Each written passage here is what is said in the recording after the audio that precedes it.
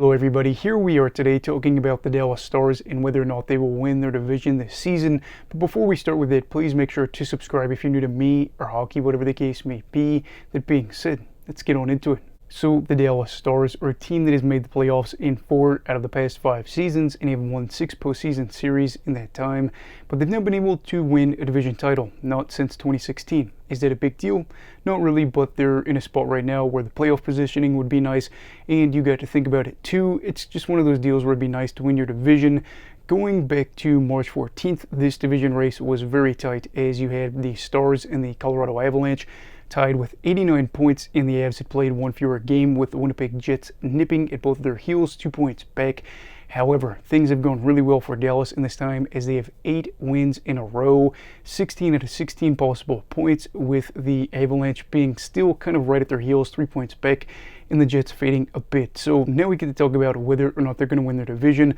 But first, I want to talk about this 8-game win streak. So in these 8 games, all of these have been multi-goal victories. Now, there's been a few where it has come thanks to an empty net where they would win 4-2, but there's been some outright thrashings. They have back-to-back shutouts with victories over the Seattle Kraken and the Edmonton Oilers, with the Oilers game being really impressive, and they won 5-0. So as a Canucks fan, I just was really excited about that because I think we could possibly win our division thanks to Dallas.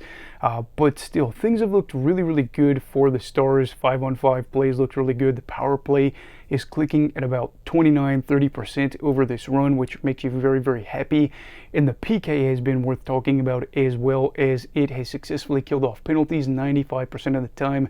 They have allowed just 1 goal when they have guys in the box, and that is really impressive compared to a team like the Anaheim Ducks, as since March 15th they have allowed 16 PK goals, and that is a huge disparity. Yes, Anaheim has played more games, but even if Dallas played as many games, there's no way they're allowing 16 PK goals. On top of that too, you have 11 players during this period with 5 points or more. Jamie Benn has actually had a really good run of things. He has 8 goals in 8 games. 7 of those games obviously saw him have a goal. One of those was a multi-goal game. Really big for him because through the first 68 games of the season, he had 11 goals. There was actually a 25-game period where he had 1 goal. So if they get Jamie to be red hot scoring goals for them going into the playoffs, that would be really good. Another name that comes to mind here is Wyatt Johnston, as he has 9 points in this span. He is somebody that deserves a lot of recognition as well too. He just hit 30 goals recently and just cracked 60 points, so he is a sophomore in the NHL. We talked about him being a big factor for Dallas, probably taking a big step this year in my season preview, talking about how I was excited for him and some other youngsters that are on this team. I mean, maybe he cracks 70 points. That'd be really impressive, and just goes to show where all of these things are kind of coming together for this team with so many guys getting points. Then you have Jake Oettinger, who has played 6 games and has allowed 7 goals, has a .955 save percentage. You are looking at this and saying, well, defensively things have been able to help him out. That is definitely true, as the average shot distance for him when is 41 feet, which is a lot. It's actually really good, and defensively the team has been making life a little bit easier for him.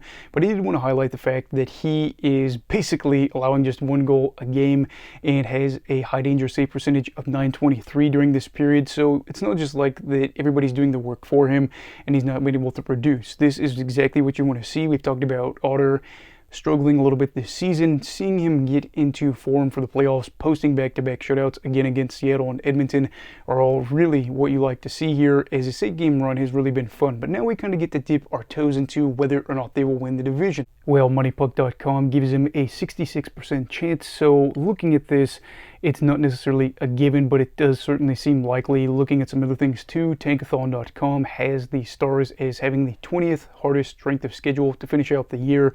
That's a good thing. You have Colorado, who is first in the league, and then Winnipeg, who is third. So you have the 2 teams that are kind of right there that could possibly get it. Colorado primarily being the big concern here, and they have a very tough stretch of games to finish out the year. Now, you could look at that one way and say, well, the Stars during this win streak have played a lot of bad teams. They beat the Coyotes twice. They've played Seattle, that was recently eliminated, and they aren't going to have a very tough stretch either to finish out the year, so maybe they're going to be coasting as they get to the playoffs. But I kind of see it as a good thing for them, because you get hot, you know that you're a good team, you get some of these younger guys or even some of these older guys like Jamie Benn that haven't been having some of the bigger numbers you're hoping for. Jamie Benn, I don't really know what you're hoping for at this point in his career, but you want more than 1 goal in 25 games, and just set yourself up really nice to be able to win that first division title and to be able to have a easier path in the playoffs. And one of the things that I really like about Dallas's remaining schedule is they play the Avalanche and the Jets once each to finish out the year, and if you beat the Avs, it just really is going to be the dagger for winning the division. And I also like it too because you have the ability to put this team away and win the division, whereas if you didn't get to play them and things went badly and then the Avs won, you could say, oh well, we weren't able to take advantage of a situation even though you get to play them a lot. But to be able to do it over your final, 7-8 games for the Stars is really good, and they are a team that gets those tune-ups. For me, I kind of look at it like this. They get to play the Avalanche, a team that they don't like. And to be honest, Colorado probably isn't a big fan of them. They've met in the playoffs and they understand, Dallas that is, that the Avs are a good team. They're a team that they very well could see in the playoffs. They're a team that's been able to achieve what they want to achieve. They won a Stanley Cup and they are looking to get back there. Dallas is looking to get there again and win it for the first time. And for this team, as long as they're healthy, I really feel optimistic about what the Stars could do here. I feel like a lot of people said that I was really pro New Jersey last season when the playoffs came around. I had a buddy from work be like, holy cow, you seem like a Devils fan if nobody knows who your favorite teams are. And that kind of makes sense. Whereas I feel like this season it's more me saying, oh my goodness, if Dallas gets in here, things are going to be really good for them. But I will be honest with you, they weren't nearly as aggressive as some other teams were as a trade deadline approach. They've got a good group. They know they've got a good group. And kind of like some other teams that have done pretty well this year, they didn't have to get necessarily as aggressive. However, looking at teams like Colorado, they were more aggressive. And I'm just really curious to see how this goes. Side note, congrats to Peter DeBoer because he literally continues to get better jobs, it seems like, as the years go on. Back in the day, he had the Devils job where they went to the Stanley Cup Final. Next thing you know, he ends up in San Jose. They go to the Stanley Cup Final. Then you go to Vegas, and then, of course, you go to Dallas. Now, some of the ways that he ends up leaving the previous job is not great. But when you're continuously getting put into roles where you're saying, oh man, you're sending me to Vegas, you're sending me to Dallas with these youngsters and proven talent already, and some teams that look like they very well could go on to possibly win a championship, it's not a bad deal there. But yeah, we're just talking about Dallas today. Texas hockey, the Stars possibly winning their division for the first time in nearly a decade, and we will see how that pans out. Do you think Dallas will win their division this year? Do you think that Colorado would win it? Because that's really the only two teams that I see having this possibility as the year winds down. Let me know those thoughts down below in the comments. Also, please make sure to like this video if you enjoyed it. Subscribe if you're new. Everybody stay safe. Have a great night. And Eagle of Hockey, alright. Goodbye, Brigadiers and Brigadettes. This is your captain signing off. Have a great night.